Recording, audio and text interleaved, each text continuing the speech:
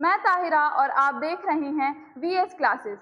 दोस्तों, राजनीति में एक कहावत है, जो दिखता है वो बिकता है और जो नहीं दिखता समझो वो बिक चुका है या फिर डर चुका है। पिछले कुछ हफ्तों से सोशल मीडिया की गलियों में एक ही सवाल गूंज रहा है कि राघव चड्ढा एक्स यानी ट्विटर हैंडल पर क्लीन अप ड्राइव क्यों चला रहे हैं। लेकिन आज बात सिर्फ राघव की नहीं है, बात उस आम आदमी की है जिसने ये सोचकर वोट दिया था कि ये पढ़ा लिखा लड़का पुरानी घिसी पिटी राजनीति को बदल देगा। पर क्या बदलाव वाली पार्टी खुद बदल गई है? आज इस कड़वे सवाल को हम पूछते हैं। मुद्दे पर आने से पहले जरा फ्लैशबैक में चलते हैं। राघव चड्ढा, जिन्हें आपका पोस्टर बॉय कहा जाता है, दिल्ली के मॉडर्न स्कूल से पढ़ाई की, फिर ICAI यानी institute of chartered accountant of India से CA की डिग्री और फिर लंदन स्कूल ऑफ इकोनॉमिक्स यानी LSE से पढ़ाई की। एक हाई प्रोफाइल करियर छोड़कर ये लड़का 2011 में अन्ना आंदोलन से जुड़ा, अरविंद केजरीवाल के खास बने, पार्टी के सबसे युवा प्रवक्ता बने और फिर राज्यसभा तक पहुंचे। इन्होंने राजनीति को एक ग्लैमरस और पढ़ा लिखा चेहरा दिया, लेकिन आज वही चेहरा सवालों के घेरे में है। आज का हमारा मोटिव है आपको सब बताना, ना हम किसी पक्ष में हैं ना विपक्ष में हैं। हमने अपने चैनल पर पिछले वीडियोस में राघव चड्ढा के काम की प्रशंसा भी की थी। हमारा काम आपको बैलेंस्ड इंफॉर्मेशन देना है, जो हम कर रहे हैं। अब आते हैं ताजा विवाद पर। इंटरनेट जासूसों ने एक अजीब सी चीज नोटिस की। राघव चड्ढा के एक्स ट्विटर हैंडल से बीजेपी और केंद्र सरकार के खिलाफ किए गए कई कड़े पोस्ट अचानक गायब हो गए। सोशल मीडिया पर चर्चा है कि क्या राघव जी ने अपना बायो बदला है? क्या वो बीजेपी के साथ कोई सेटिंग कर रहे हैं? आम आदमी पार्टी के अंदर से ही दबी जुबान में ये आवाजें उठी कि क्या राघव बीजेपी से डर गए हैं। गजब बात है, जो नेता कल तक दहाड़ कर प्रेस कॉन्फ्रेंस करता था, आज वो अपने पुराने ट्वीट्स डिलीट कर रहा है।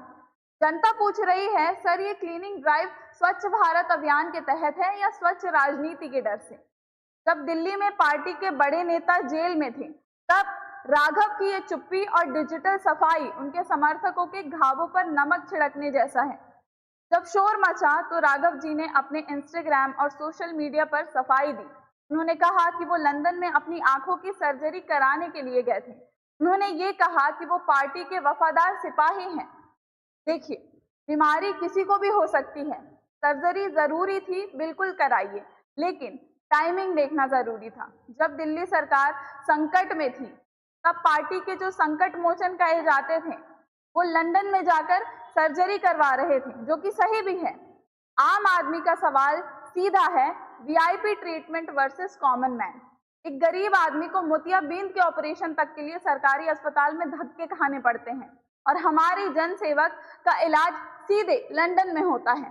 क्या भारत के डॉक्टर्स पर भरोसा नहीं रहा या फिर ये सिर्फ एक पॉलिटिकल स्केप था? पॉलिटिक्स से इतर जरा डेटा पर भी बात कर लेते हैं। हर सांसद को साल में 5 करोड़ MP लैड्स मिलते हैं। अब MP लैड्स हैं क्या? असल में सांसदों को मिलने वाला वो बजट है जिससे वह सीधे अपने क्षेत्र का विकास कर सकते हैं। आसान भाषा में समझते हैं, MP लैड्स का full form member of parliament local area development scheme है। हिंदी में अगर बोलें तो सांसद स्थानीय क्षेत्र विकास योजना। इसके तहत हर सांसद को सालाना 5 करोड़ मिलते हैं, ताकि वो अपने क्षेत्र में सड़क, बिजली, स्कूल ऐसे जरूरी काम करवा सके। सांसद सीधा पैसा नहीं खर्च करता, बल्कि जिला प्रशासन को ये सुझाव देता है कि आपको कहाँ पैसे लगाने हैं। ये हमारे टैक्स का पैसा है, जिसकी जवाबदेही सीधे सांसद की ही होती है। राघव जी राज्यसभा सांसद हैं। जब नेता महीनों तक गायब रहता है या कानूनी पचड़ों में फंसा रहता है, तो ये फंड फाइलों में दब कर रह जाता है। पंजाब से राज्यसभा सांसद होने के नाते पंजाब की जनता ने उन्हें जो जिम्मेदारी दी, क्या वो पूरी हुई? जब सांसद साहब लंदन में रिकवर हो रहे थे, तब उनके क्षेत्र की रुकी हुई सड़कों और स्कूलों का हिसाब कौन देगा? नेता का करियर तो बन जाएगा, लेकिन उस जनता का क्या जिसका रिप्रेजेंटेशन ही गायब था? सबसे बड़ा नुकसान पैसों का नहीं, भरोसे का है। आपका जन्म हुआ VIP कल्चर खत्म करने के लिए। अब आज राघव चड्ढा एक सेलिब्रिटी नेता बन चुके हैं। महंगे कपड़े, बॉलीवुड कनेक्शन या शादी या इंटरनेशनल ट्रिप्स, मध्यम वर्गीय वोटर जिसने 100 रुपए का चंदा देकर इस उम्मीद में वोट दिया कि आम रहेंगे और आम पार्टी के साथ जुड़ेंगे, वो आज खुद को ठगा हुआ महसूस कर रहे हैं।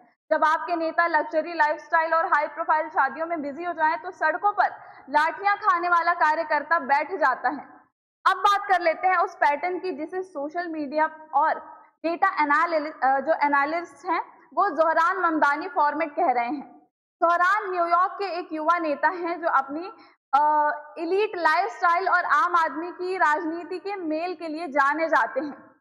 राघव चड्ढा की हालिया चुप्पी और उनके डिजिटल फुटप्रिंट्स में बदलाव इसी फॉर्मेट की ओर इशारा कर रहे हैं। इनके 3 मुख्य स्तंभ हैं। पहला, एस्थेटिक ब्रांडिंग, स्ट्रेटेजिक साइलेंस और डिजिटल क्लीनअप। लीगल एंगर और क्लीन चिट की तैयारी हो रही है। या तो जानकारों की अगर माने तो राघव ने एक्स यानी ट्विटर से बीजेपी विरोधी जितने भी पोस्ट थे सब हटा दिए हैं, और ये सिर्फ इत्तेफाक नहीं है, राजनीति में इसे लीगल कुशनिंग कहा जाता है। जब किसी नेता पर जांच का दबाव पड़ जाए या किसी बड़े पॉलिटिक्स ट्रांजिशन की बात हो तो ये उसी की तैयारी मानी जाती है, और सबसे पहले और पुराने विवादित बयानों को साफ किया जाना इसी की तरफ इशारा करता है। कानूनी घेराबंदी से आप बचने के लिए ऐसा कर सकते हैं। राघव खुद को एक एक्टिविस्ट से ग्लोबल स्टेट्समैन में बदल रहे हैं, या ये बीजेपी के साथ किसी गुप्त समझौते की शुरुआत है। ज़ोहरान ममदानी की तरह राघव भी जानते हैं कि इमेज ही सब कुछ है, लेकिन सवाल ये है कि क्या भारतीय वोटर इस ग्लोबल मेकओवर को स्वीकार करेगा या इसे जनता के भरोसे के साथ किया गया डिजिटल विश्वासघात माना जाएगा। आखिर में सवाल ये है, क्या राघव चड्ढा सच में डर गए हैं? क्या बीजेपी के खिलाफ पोस्ट डिलीट करना किसी आने वाले बड़े बदलाव का संकेत है? इतिहास गवाह रहा है, राजनीति में कोई भी कदम बिना वजह कभी नहीं उठाया गया है, राघव चड्ढा हो या कोई और हो। अगर नेता जनता के प्रति जवाबदेह नहीं है तो वो लोक सेवक नहीं, सिर्फ एक राजनेता रह जाता है। और हमें आपकी भी राय जाननी है कि आपको क्या लगता है कि राघव चड्ढा को अपनी चुप्पी तोड़कर जनता के सामने सच रखना चाहिए?